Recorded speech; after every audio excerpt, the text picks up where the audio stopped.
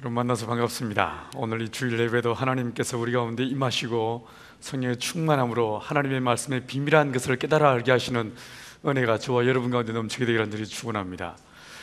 여러분, 오늘 짧은 한 구절의 한 말씀을 읽었습니다. 이 말씀 혹시 무슨 뜻인지 아십니까? 안에 다르게 질문할까요? 혹시 여러분 가지신 성경책을 쭉 정독하고 읽다 보면 은혜되는 구절에 밑줄을 치게 되어 있죠. 혹시 여러분 읽은 이 1장 2절에 밑에 줄이 쳐져 있으십니까? 아마 대개는 이 1장 2절은 그냥 넘어갑니다. 읽어도 사실 무슨 말인지 잘 모르겠고 또 별로 은혜도 되지 않고 특별히 중요하게 보이지 않아서 넘어가기 쉬운 구절이 1장 2절의 말씀입니다. 근데 제가 생각할 때 이 1장 2절은 성경 전체를 관통하는 마치 열쇠와도 같은 매우 중요한 말씀이 이 말씀인 것 같습니다. 제가 첫날 말씀드린 것처럼 제가 농사를 지으면서 단순히 목사로만 살 때와 다르게 성경이 읽혀지고 보여지고 이해될 때가 참 많이 있었습니다. 여러분, 제가 농사를 짓다 보니까 어느 날 밭에서 풀이 막 나기 시작하는데 이 풀들을 어떻게 잡을까 굉장히 고민하다가 저는 사실 이 본문의 말씀에서 그 답을 찾아냈습니다. 땅을 어떻게 아름답게 만들 수 있을까? 땅을 어떻게 회복시킬 수 있을까? 이에 대한 고민을 가지고 몇 날 며칠을 고민하다가 이 본문의 말씀, 이 1장 2절에서 저는 답을 찾을 수 있었습니다. 여러분, 이 1장 2절 말씀을 한 단어씩 같이 한번 훑어가면서 말씀을 한번 묵상하기를 원합니다. 오늘 이 본문의 말씀, 창세기 1장 2절 말씀은 하나님께서 우주 만물을 창조하시기 직전의 모습을 4가지 단어로 우리에게 설명해 주고 있습니다. 첫 번째, 우리에게 말씀하시기를 땅이 혼돈했다라고 말하고 있습니다. 하나님께서 이 우주 만물을 창조하시기 전에 이 우주 만물의 모습은 어떤 모습이었는가? 혼돈이라는 단어로 표현해 주고 있습니다. 그런데 이 혼돈이라고 번역된 이 단어는 사실은 어떤 언어로도 번역할 수 있는 아주 독특한 히브리어입니다. 이 말을 굳이 우리말로 직역하자면 어떻게 번역할 수 있냐면 모양이 있는 것 같지만 모양이 없다, 이렇게 번역할 수 있는 그런 아주 애매한 단어라고 할 수 있습니다. 모양이 있는 것 같지만 모양이 없다. 하나님께서 이 우주 만물을 창조하시기 직전에 이 우주 만물의 모습은 모양이 있는 것 같지만 모양이 없는 그런 모습이었었습니다. 모양이 있는 것 같지만 모양이 없다. 여러분, 뭐가 떠오르십니까? 혹시 여러분 칼국수를 좋아하십니까? 아니면 수제비를 좋아하십니까? 그 칼국수나 수제비를 만드시려면 먼저 밀가루에 물을 넣고 자작하게 반죽을 해야 됩니다. 그 반죽한 덩어리는 모양이 있는 것입니까? 모양이 없는 것입니까? 애매하죠. 이게요, 칼국수라고 하는 완료 형태의 모습을 갖기 전 미완료의 모습입니다. 이건 사실 모양이 없는 단계라고 할 수 있습니다. 하지만 모양이 없다라고 하기는 그 밀가루 반죽 덩어리가 너무 큽니다. 그렇지 않습니까? 여러분, 이와 같이 아직 완성된 형태의 모습을 갖기 전 단계의 모습, 이 모습을 이 본문은 혼돈이라는 단어로 번역하고 있습니다. 그런데 여러분, 저와 여러분의 모습이 어땠습니까? 어느 날 그리스도 예수께서 십자가의 피로 우리를 덮어주시고 그 거룩한 부활의 사랑으로 우리를 품어주시기 전에, 우리를 그 피 묻은 음성으로 우리를 불러주시기 전에 저와 여러분은 어떤 모습이었습니까? 원래 저와 여러분, 우리 모두는 다 하나님의 형상대로 지음받은 자들이었습니다. 그러나 우리가 타락하고 범죄함으로 인해서 우리 안에 있던, 내 안에 있던 하나님의 모든 형상은 철저하게 파괴되고 말았습니다. 우리 안에 어떤 모습도 남아있지 않았습니다. 요한 사도는 요한일서 3장 8절에서 말씀하시기를 죄를 짓는 자는 마귀에게 속하나니 이렇게 말하고 있습니다. 우리가 하나님의 형상대로 지음받았지만 우리가 타락함으로 인해서 우리의 모든 존재가 마귀에게 속한 자였다라고 말하고 있습니다. 이 마귀에게 속한 저와 여러분을 예수님은 어떻게 묘사하고 계십니까? 너희는 너희 아비 마귀에게서 났나니 너희 아비 욕심을 따라 너희도 행하고자 한다라고 요한복음 8장 44절에서 말씀하고 있습니다. 하나님의 형상대로 지음받았지만 하나님의 형상이 아무것도 남아있지 않고 우리의 의와 우리의 공의와 우리의 어떤 것도 다 무너지고 우리 안에 있는 어떤 것도 하나님을 닮지 않은 모습으로 오히려 마귀와 더 가까운, 마귀를 닮은 그 모습이 저와 여러분의 실존이었다라고 말하고 있습니다. 하나님의 형상대로 지음받았지만 하나님의 어떠한 형상도 남아있지 않았던 것이 저와 여러분들이었습니다. 이 모습을 오늘 본문은 혼돈이란 단어로 우리에게 말씀해 주고 있습니다. 두 번째 단어가 눈에 들어옵니다. 어떤 단어가 눈에 들어오십니까? 공허라고 말하고 있습니다. 하나님께서 이 우주 만물을 창조하시기 전에 이 우주 만물은 공허했다라고 말하고 있습니다. 혼돈은 모양과 관계되는 단어였다면 이 공허라는 말은 생명과 연관된 단어입니다. 비슷하지만 약간 다릅니다. 이 말을요, 이 히브리어를 또 이렇게 굳이 직역하자면 생명이 있는 것 같지만 생명이 없다, 이렇게 번역할 수 있는 단어라고 이야기합니다. 여러분, 생명이 있는 것 같지만 생명이 없다, 무엇이 떠오르십니까? 생명이 있는 것 같지만 생명이 없는 이 모습 떠오르시면 아마 여러분 가운데 코마 상태에 있는 중환자실에 있는 이런 환자가 떠오르실지 모르겠습니다. 그런데 하나님께서 이 우주 만물을 창조하시기 전에 이 온 우주 만물은 모양이 있는 것 같지만 모양이 없었고, 두 번째로 생명이 있는 것 같지만 생명이 없는 그런 실존이었다라고 말씀해주고 있습니다. 생명이 있는 것 같지만 생명이 없다, 무엇이 떠오르십니까? 여러분, 만약에 천년을 사는 존재가 저와 여러분을 보았을 때 우리는 있는 것입니까? 없는 것입니까? 천년을 사는 존재 누가 있을까요? 여러분, 동물들은요 오래 살지 못하지만 사실 식물들은 굉장히 오래 살 수 있습니다. 식물이 얼마나 오래 사는지 혹시 아십니까? 어느 날 이탈리아 중부 지역에서 떡갈나무 한 그루가 발견됐습니다. 이 나무를 사람들이 잘라서 나이테를 살펴보고 소스라치게 놀랐습니다. 이 나무의 나이테가 관찰해 본 결과 무려 6,800살을 가르치고 있었습니다. 놀라웠습니다. 사람들은 이 나무가 제일 오래된 나무라고 생각했습니다. 아니었습니다. 최근에 몇 년 전에 호주의 어느 한 공원에서 무려 그 높이가 150m에 달하는 유칼립투스 나무 한 그루를 잘랐습니다. 이 나무가요, 한 나무의 무게가 무려 2,200톤에 달했습니다. 이 나무를 잘랐을 때 이 나무의 나이테는 무려 8,800살이었습니다. 어쩌면 그 나무는 노아의 홍수를 경험했을지도 모르는 매우 오래된 나무였습니다. 여러분, 그 나무가 저와 여러분을 보았을 때, 우리를 지켜봤을 때, 그 나무가 보았을 때 우리는 있는 것입니까? 없는 것입니까? 100년 전에 우리는 아무도 없었을 것입니다. 100년 후에 우리는 어떻게 될까요? 아마 모르긴 몰라도 아무도 없을 가능성이 더 농후합니다. 사람들이, 과학자들이, 의학자들이 인간의 노화 시스템을 이렇게 찾아내고 멈추게 할 수 있는, 억제할 수 있는 이런 메커니즘을 찾아낸다고 말하지만, 떠들어대지만 아마 모르긴 몰라도 우리가 100년 후에 존재하기는커녕 주님이 먼저 오시거나 아니면 내가 주님 앞에 갈 가능성이 더 농후합니다. 그렇지 않습니까? 여러분, 그 오래 사는 그 나무가, 1000년 이상을 사는 그 나무가 나를 봤을 때 나는 있는 것입니까? 없는 것입니까? 석가모니께서 이 사실을 고민하다가 보리수아에서 내린 결론이 무엇이었습니까? 색즉 시공이요 공즉 시색이라, 아제 바라제. 그는 그렇게 말할 수밖에 없었습니다. 있는 것이 없는 것이고 없는 것이 있는 것이다, 이런 아주 애매한 이야기로 결론을 맺을 수밖에 없었습니다. 사랑하는 여러분, 오늘 이 본문에서 하나님께서 이 우주 만물을 창조하시기 전에 이 우주가 어떠하였는가? 모양이 있는 것 같지만 모양이 없었고, 생명이 있는 것 같지만 생명이 없는 그런 모습이 이 우주 만물의 실존이었다라고 이야기해 주고 있습니다. 세 번째 단어가 오늘 본문에 또한 묘사되어 있습니다. 뭐라고 말하고 있습니까? 흑암이란 단어가 등장합니다. 성경은 창세기에서 요한계시록까지 일관되게 우리 하나님에 대해서 뭐라고 말씀하고 있냐면 그분은 빛이라고 이야기하고 있습니다. 하나님은 빛이시니 그에는 어둠이 조금도 없으시다, 그는 빛들의 아버지이시며 그에는 회진하는 그림자도 없으시다 라고 이야기해 주고 있습니다.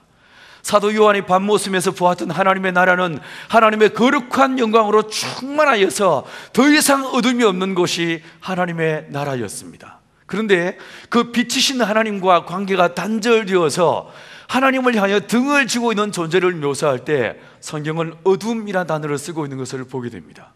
가령 에베소서 6장 12절에서 우리의 싸움은 혈과 육에 대한 싸움이 아니요 정사와 권세와 이 어둠의 세상 주관자들과의 싸움, 이렇게 말씀해 주고 있습니다. 귀신들의 세력에 대해서, 마귀에 대해서 성경은 말씀하시러 어둠이라고 말하고 있습니다. 그런데 저와 여러분이 어떠하였습니까? 하나님께서 이 우주 만물을 창조하시기 전에 이 우주 만물이 하나님을 향해 등을 쥐고 있는 어둠에 속한 존재였던 것처럼 저와 여러분이 어떠하였습니까? 예수님께서 십자가의 피로 우리를 덮으시고 우리를 부르시기 전에 에베소서 5장 8절에 말씀하시를 너희가 전에는 어둠이더니 이제는 주 안에서 빛이라 라고 말씀하고 있습니다. 예수님께서 갈릴리 지역에 등장하셔서 복음을 전하기 시작할 때, 그 스불론과 납달리 땅을 다니기 시작할 때에 성경은 뭐라고 말하고 있습니까? 어둠에 앉은 자들에게 빛이 임하였다라고 말하고 있습니다. 여러분, 이 본문은 말씀하시기를 하나님께서 우주 만물을 창조하시기 전에 이 우주 만물은 모양이 있는 것 같지만 모양이 없었고, 생명이 있는 것 같지만 생명이 없었으며, 하나님을 향하여 등을 쥐고 있는 어둠에 속한 존재였다라고 말했습니다. 그런데 저와 여러분들 역시 하나님과 만나기 전에, 예수의 십자가의 피로 거듭나기 전에 우리는 하나님과 관계가 단절된, 원수가 된 어둠에 속한 자들이었다라고 성경은 말해주고 있습니다. 네 번째 단어가 눈에 들어옵니다. 어떤 단어가 눈에 들어오십니까? 이 본문에서 보시면 하나님의 영이, 하나님의 신이 수면 위에 운행했다라고 말하면서 물이란 단어가 등장하고 있습니다. 여러분, 이 물이란 말은 우리가 성경을 쭉 읽어보시면 이 물이란 단어는 중의적 의미를 갖고 있는 것 같습니다. 첫 번째로요, 가령 마태복음 12장에서 귀신이 한 사람에 의해서 나갔습니다. 이 귀신이 어디로 돌아다닙니까? 물 없는 곳으로 쉴 곳을 찾아 두루 돌아다녔다라고 말씀해주고 있습니다. 이 물은 무엇일까요? 물리적인 물을 말할까요? 저 시애틀 앞바다에 가득 차 있는 저 물을 말할까요? 아닌 것 같습니다. 요한복음 8장에서 예수님 말씀하시기를 이 귀신들의 세력들, 곧 마귀의 세력은 그 속에 진리가 없으므로 진리 가운데 서지 못하고 거짓을 말할 때마다 제 것으로 하거니와 라고 말하고 있습니다. 이 귀신의 세력들은, 마귀는 그 속에 진리가 없습니다. 그래서 진리 가운데 서지 못한다라고 말하고 있습니다. 그래서 마태복음 12장에서 귀신이 나간 다음에 물 없는 곳으로 다녔다라고 할 때, 그것은 물은 하나님의 진리를 상징하는 것 같습니다. 왜 마귀가 아담이 아니라 하와에게 다가왔을까요? 아담은 하나님의 말씀이 그 안에 있었습니다. 창조의 순서를 살펴보시면 하나님이 먼저 아담을 지으셨고, 이 아담을 만드신 그 다음에 에덴 동산을 지으십니다. 그리고 이 에덴 안으로 아담을 데리고 들어오시고 그 이후에 하와를 지으셨습니다. 선악을 알게 나무 열매를 따먹지 말라, 이 말씀은 아담만 들었습니다. 아담을 통하여 하와는 전해 들었습니다. 1:1 제사장육을 아담이 하와에게 제대로 안 시켰습니다. 여러분, 왜 제대로 안 시켰을까요? 아담이 그 전까지만 하더라도 늘 에덴에서 만난 존재들은 온몸이 털로 덮여있는 침팬지나 우랑우탄이나 혹은 원숭이에 불과했었습니다. 근데 어느 날 눈을 뜨고 보니까 누가 등장했습니까? 하와가 등장했습니다. 온몸이 매끈한 하와가를 보는 순간에 이 아담이 어떻게 됐습니까? 넋이 빠졌습니다. 너는 내 뼈 중에 뼈요, 살 중에 이러면서 정신이 나갔습니다. 여러분, 그 이후로 이 아담이 하나님의 말씀을 하와에게 제대로 전달했어야 되는데 말씀을 제대로 가르치지 않았습니다. 그래서 이생간에는 절대로 성경 공부시키면 안 됩니다. 여러분, 이 아담의 마음속에는 하나님의 말씀이 있었지만 하와의 마음속에는 하나님의 진리가 자리 잡지 못했습니다. 그러다 보니까 물이 낮은 곳으로 흐르는 것처럼 이 더러운 귀신의 세력들이 아담이 아니라 진리 가운데 서 있지 못한 하와에게 다가와서 하와를 넘어뜨린 것을 보게 됩니다. 여러분, 여기에서의 이 물은 하나님의 진리를 상징하는 것 같습니다. 그런데 두 번째 더 있습니다. 여러분, 세례 받으셨습니까? 아니면 침례 받으셨습니까?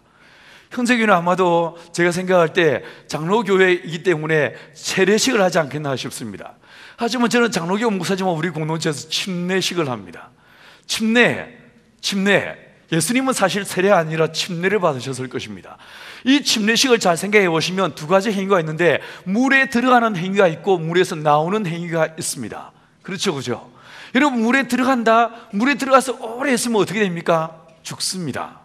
제 고향 동네에 뒷집에 살던 형님이 그 우리 동네에 살던 저수지에 들어가서 아직도 안 나왔습니다. 어떻게 됐겠습니까? 죽었겠죠, 그죠?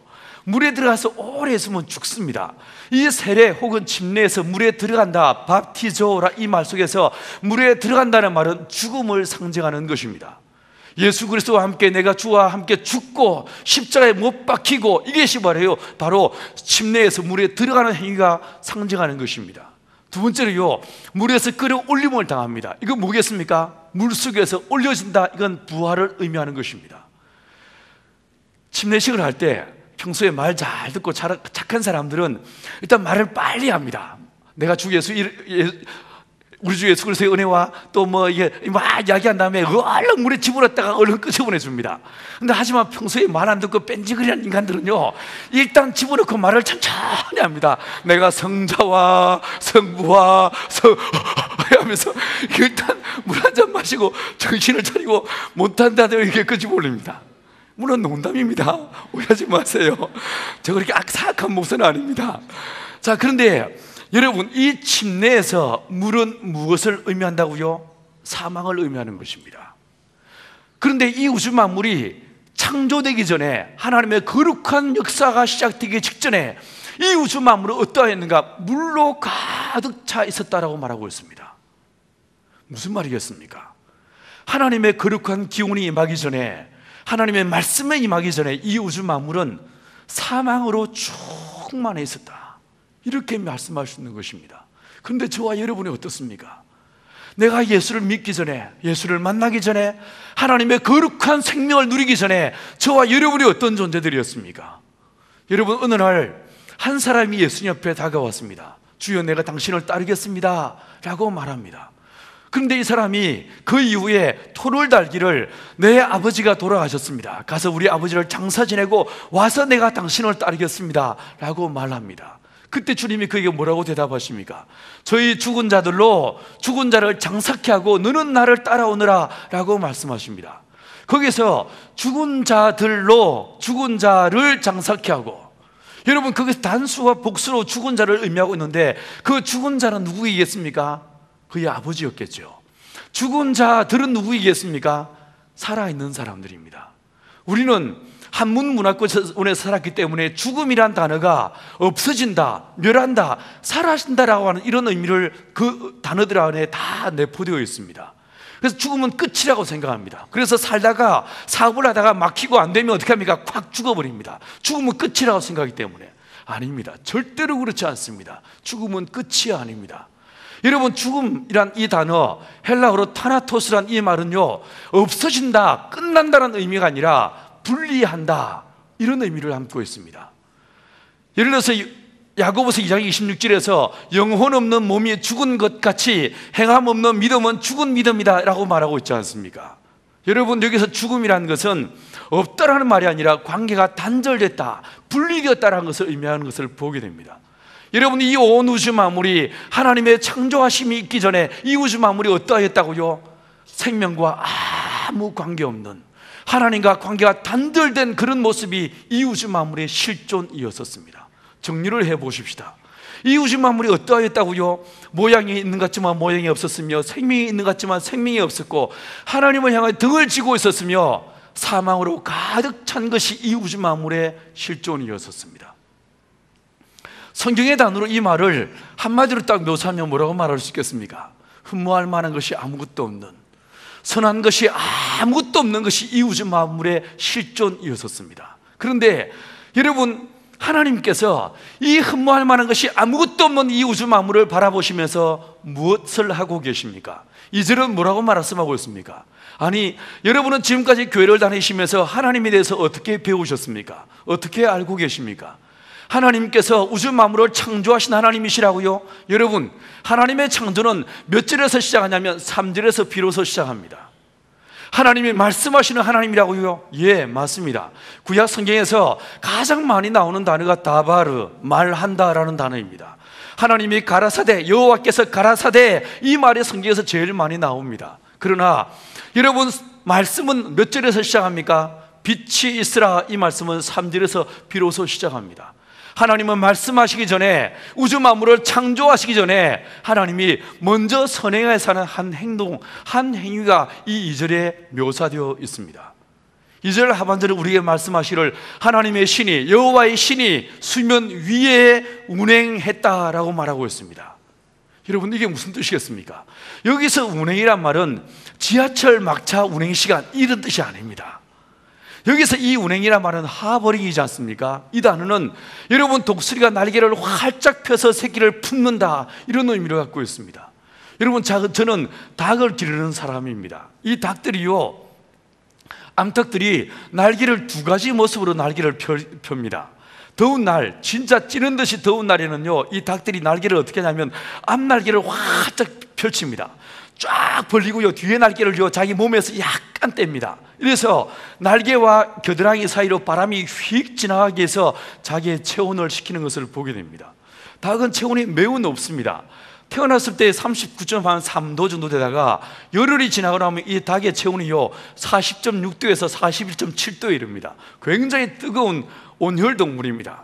그런데 땀샘이 없습니다. 이러다 보니까 자기 몸을 식히기 위해서 앞에 날개를 펴서 바람이 지나가게 해서 자기의 몸을 식히는 것을 보게 됩니다. 그런데요, 이 암탉들이 새끼를 낳아서 데리고 다니다가, 병아리를 데리고 다니다가 가끔 매나 독수리가 날아오르면 소스라치게 놀라면서 병아리를 끌어모읍니다. 끌어모은 다음에 이번에는 어떻게 하냐면요, 앞에 날개를 붙이고 뒤에 날개를 활짝 펴니다. 깃털을 쫙 펴가지고 그 날개 깃털 아래 병아리들을 품습니다.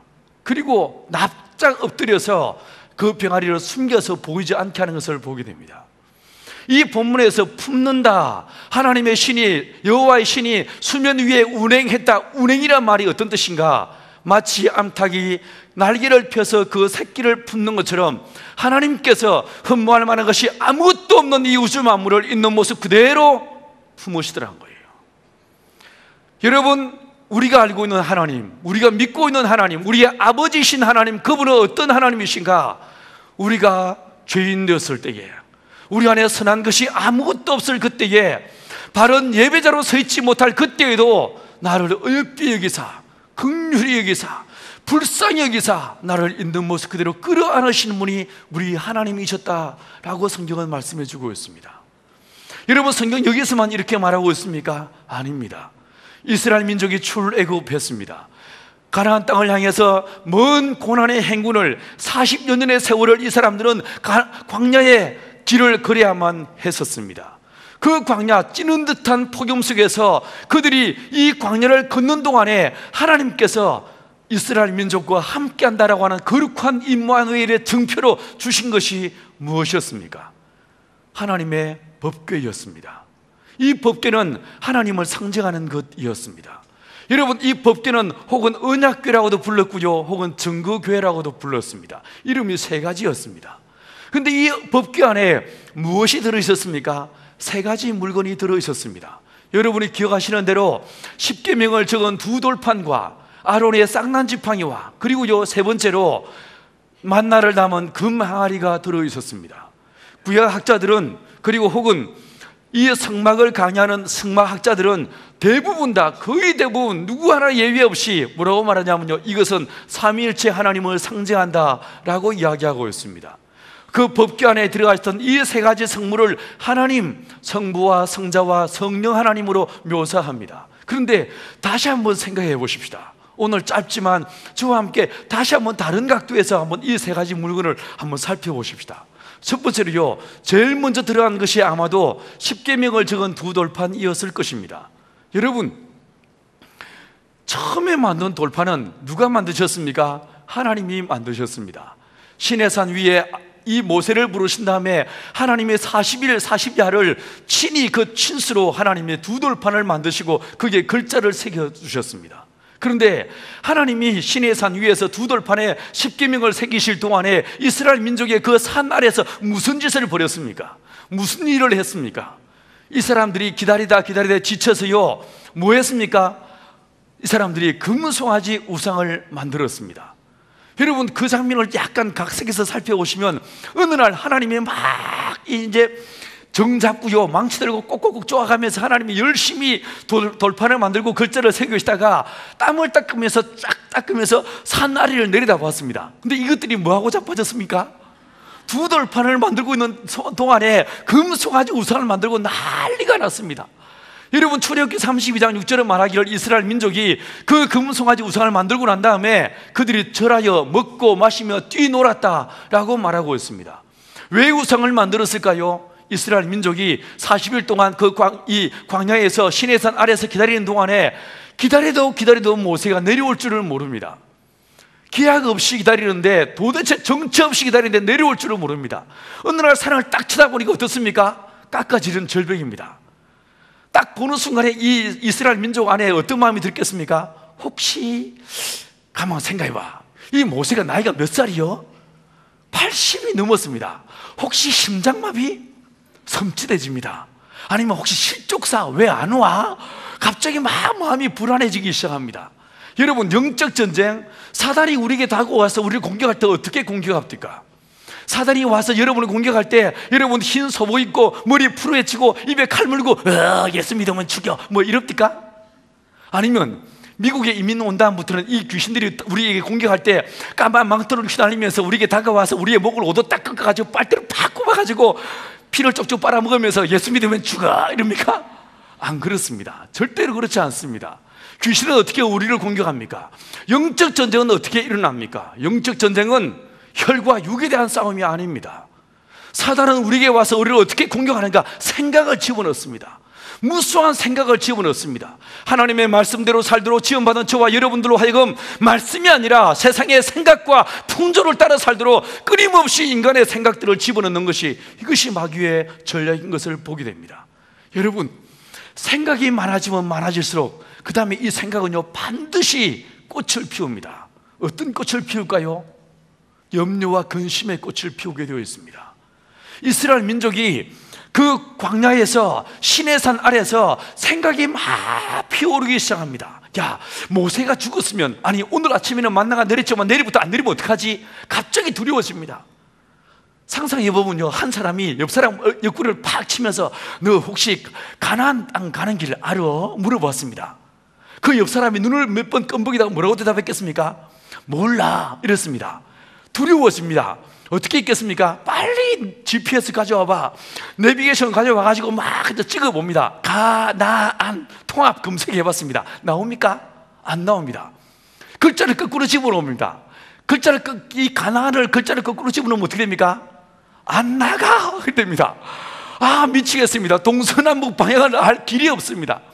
여러분, 여기서 모두가 죽는구나. 이 죽음에 대한 엄청난 공포가 그들을 억누르기 시작합니다. 생각은 염려와 근심을 불러오고, 이 염려와 근심의 꽃이 진 자리에는 반드시 열매가 맺히는데 어떤 열매가 맺히는가? 두려움이라고 하는 열매가 맺히게 되어 있습니다.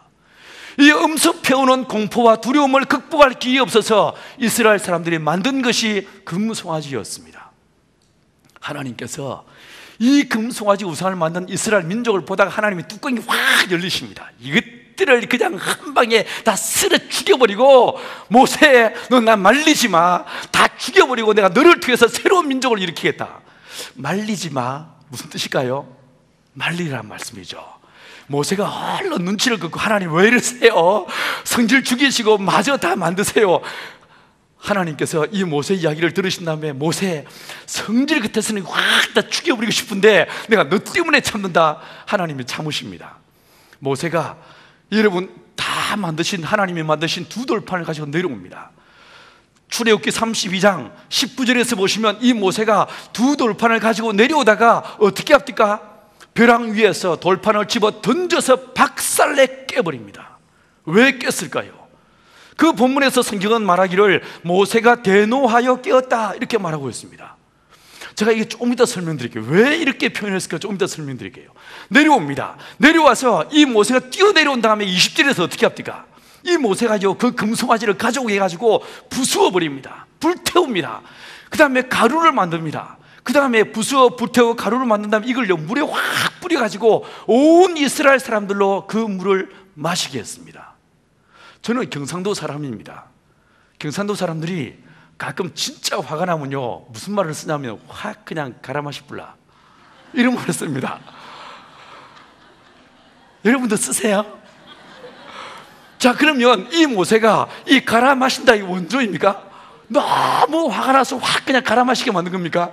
왜 이 금송아지를 부수어서 불태워서 가루를 내가지고 마시게 했을까요? 여러분, 금을요 부수어서 불태운 다음에 가루를 내서 물에 뿌리면 그 물이 어떻게 되냐면 금붉은 핏빛이 됩니다. 핏빛물이 됩니다. 이스라엘 사람들은 지금 십계명이 오기 전에 이미 십계명을 어겨버린 거예요. 이미 법을 깨어버린 거예요. 이 상황에서 모세가 이스라엘 민족을 살리기 위해서 어떻게 하겠습니까? 두 돌판을 박살내 깨버립니다. 저는 신학을 공부한 사람이라 법을 모르지만 입법부에서 법을 만든다고 해서 바로 효력을 발생하는 것이 아닙니다. 법을 만든 다음에 어떻게 합니까? 반드시 입법 예고 단계를 거치게 되어 있습니다. 모법과 충돌되지 않는가? 상위법과 문제가 없는가? 여러분, 인간의 윤리 도덕과 충돌이 일어나지 않는가 자세히 살펴보게 되어 있습니다. 입법 예고 단계를 거치게 되어 있습니다. 여러분, 이스라엘 민족에게 십계명이 언제 주어졌습니까? 출애굽기 20장에서 주어졌습니다.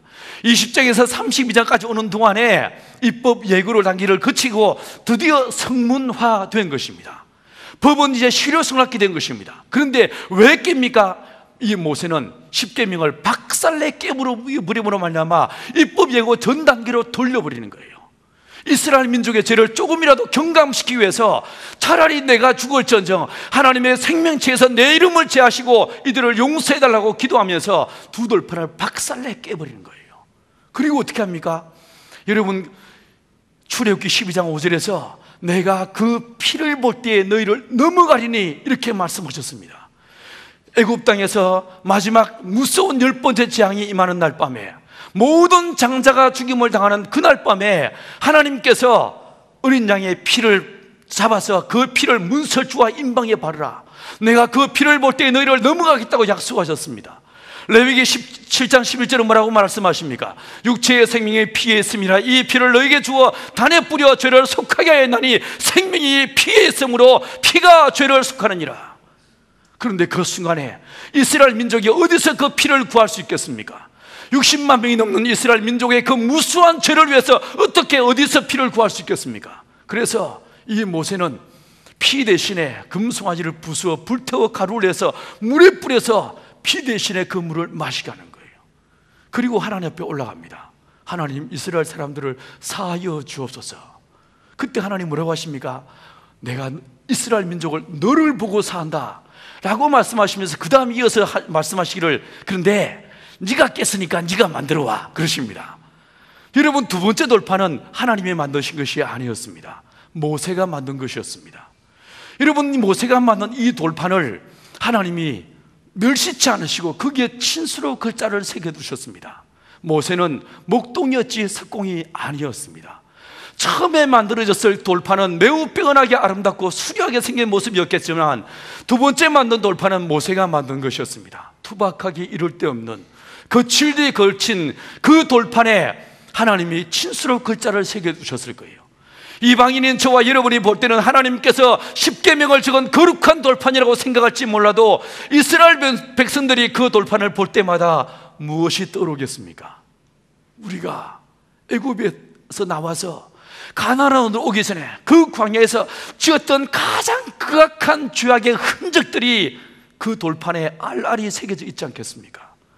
여러분, 아론의 지팡이에서 왜 싹이 났습니까?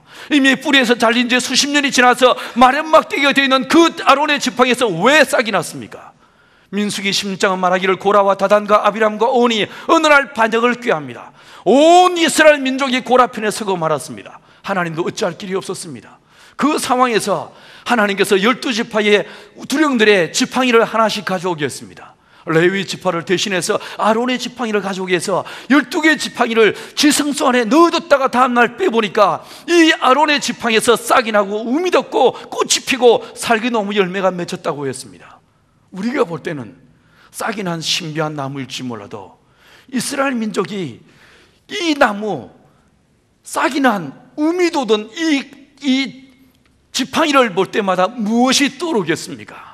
하나님의 영적 질서를 무너뜨리고 반역을 꾀했던 무서운 이스라엘 민족의 범죄의 흔적이 그 지팡이에 새겨져 있지 않겠습니까?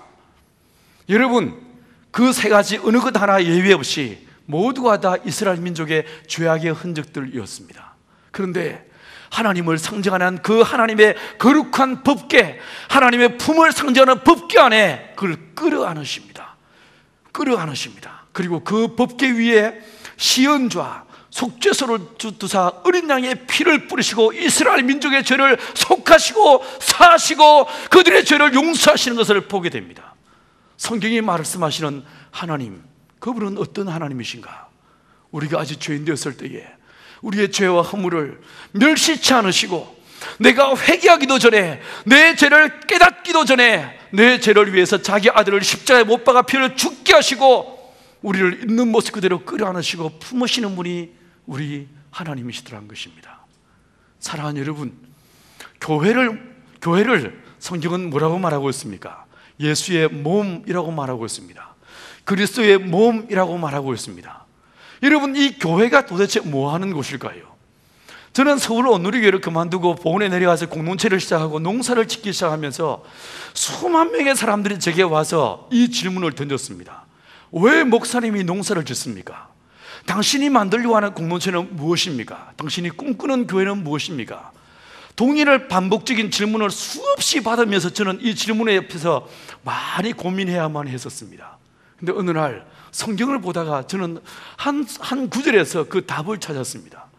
여러분, 교회가 무엇일까? 42주년을 맞이한 오늘 이 형제교회, 아마 여러분 모두의 마음속에도 제가 가졌던 그 동일한 고민이 있을 것입니다. 교회가 무엇일까? 진짜 교회가 뭘까? 여러분, 어느 날 누가복음 15장 20절의 말씀에서 보니까 여러분이 잘 아시는 대로 탕자가 나갔습니다. 큰아들이 말을 빌리면 아버지의 재산을 강탈하여 창기와 더불어 허랑방탕하게 써버린, 그리고 돼지의 쥐엄난 나무 열매를 먹다가 이 아들이 돌아옵니다. 그런데 아직도 상거가 뭔데 이 냄새나고 더러운 이 아들을 누가 먼저 발견합니까? 아버지가 먼저 발견합니다. 그리고 이 아버지가 달려나가서 이 아들을 끌어안고 입을 맞추고 손에 가락지를 끼우고 새 옷을 지어입히고 살진 송아지를 잡아 잔치를 부렸다, 이렇게 말하고 있습니다. 교회가 무엇일까? 교회가 훈련소인가? 아니면 학교인가? 아니면 치유센터인가? 여러분, 저는 이 누가복음 15장 20절의 말씀을 읽으면서 교회가 무엇인가에 대한 답을 하나 찾았습니다. 교회가 무엇인가? 이 아버지의 품인 거예요. 세상에서 실패한 사람들, 낙심한 사람들, 소망 없이 살아가는 무수한 사람들을 끌어안는 그 아비의 품이 교회였습니다. 왜 하나님께서 이 형제기를 이와 같이 놀랍게 하나님이 부흥시키셨는가? 여러분, 왜 하나님이 이곳에 교회를 세우시고 이 교회를 이렇게 아름답게 예배에 감동이 있게 하시고 감격이 있게 하시고 이렇게 부흥케 하셨는가? 키우신 이유가 무엇인가? 하나님께서 우주 만물을 있는 모습 그대로 끌어안으셨고 흠모할 만한 것이 아무것도 없는 그 우주 만물을 끌어안으셨던 것처럼 하나님께서는 이 교회를 통하여 이 땅에 살아가는 많은 소망 없이 살아가는 그 영혼들을 끌어안고 품고 섬기고 하나님의 거룩한 생기를 불어넣으라고 하나님 이 교회를 부흥시키신 줄 믿습니다. 사랑하는 여러분, 초대교회 사람들은 교회를 개척할 때마다 하나의 원칙이 있었습니다. 우리는 이 신약 성경을 읽다 보면 교회들이 다 어떻게 됩니까? 그 이름 앞에 그 이름이요 하나의 공통점이 있는데 그 지역 이름을 따고 있는 것을 보게 됩니다. 에베소 교회, 갈라디아 교회, 예루살렘 교회, 다 교회 이름은 그 지명을 따고 있습니다. 왜 지명을 붙였을까요? 그 의미가 무엇이었을까요? 그 의도가 무엇이었을까요? 여러분, 속사도들은 교회를 어떻게 이해했냐면 어머니라고 이해했습니다. 어머니라고 이해했습니다. 그래서 에베소 지역의 어머니라는 의미에서 에베소 교회라고 그 이름을 지었던 것입니다. 여러분, 이 형제교회라고 말하지만 사실은 여러분이 영어로 이름을 쓰는 걸 보니까 이건 시애틀 교회입니다. 그렇지 않습니까? 여러분, 이 지역은 이 교회는 무엇인가? 이 교회는요, 이 시애틀을 섬기고 품고 사랑하고 하나님의 거룩한 생기를 불어넣으라고 하나님이 세우신 하나님의 거룩한 도구요, 그리스도의 몸이요, 이 지역의 어머니로서 하나님 여기에 이 교회를 세우신 줄 믿습니다. 하나님께서 우리가 아직 죄인 되었을 때에 나의 죄를 위해서 그 아들 예수의 십자가 피에 온몸에 물과 피를 다 쏟으시게 하시고 나를 그 사랑의 손길로 끌어안으셨던 것처럼 그 사랑의 손길이 되어서 열방을 품고 이 지역을 품는 형제교회가 될 수 있게 되기를 간절히 축원합니다. 사랑하는 여러분, 여러분이 이 땅에 살아오는 동안에 여러분의 삶 가운데 실패와 좌절과 절망이 있었습니까? 여러분, 하나님은 어떤 하나님이신가? 우리를 있는 모습 그대로 끌어안으시고 품으시는 분이 우리 하나님이십니다. 오늘 이 예배를 통하여 나를 있는 모습 그대로 끌어안으시는 하나님의 그 크고도 놀라운 사랑을 경험하시고 그 사랑 가운데 우리의 심령이 회복되어서 이제는 열방을 품고 이웃을 품고 섬기며 사랑하는 예수의 사람들로 살 수 있게 되기를 간절히 축원합니다. 기도하시겠습니다. 하나님 아버지, 은혜와 사랑을 감사합니다. 흠모할 만한 것이 아무것도 없었던 나를 우리를, 실패하고 절망 가운데 오돌오돌 떨고 있던 우리를 십자가의 사랑으로 품어주시고 붙잡아 주셔서 생기를 불어넣어 주시고 소망을 주시고 눈을 들어 하늘을 보며 살게 하신 하나님을 찬양합니다. 하나님, 오늘도 주 앞에 나온 모든 교우들을 그 십자가의 사랑으로 붙잡아 주시고 품어 주시며 그 생기를 불어넣어 주셔서 우리의 심령을 소성케 하여 주옵시고 그 사랑으로 일어나 하나님의 사랑으로 세상을 품고 섬기는 사람들로 살게 하여 주옵소서. 예수의 사랑으로, 예수의 생명의 사랑으로 세상을 변화시키는 그리스도의 증인들로 살게 하여 주옵소서. 예수님의 이름으로 기도 올리옵나이다.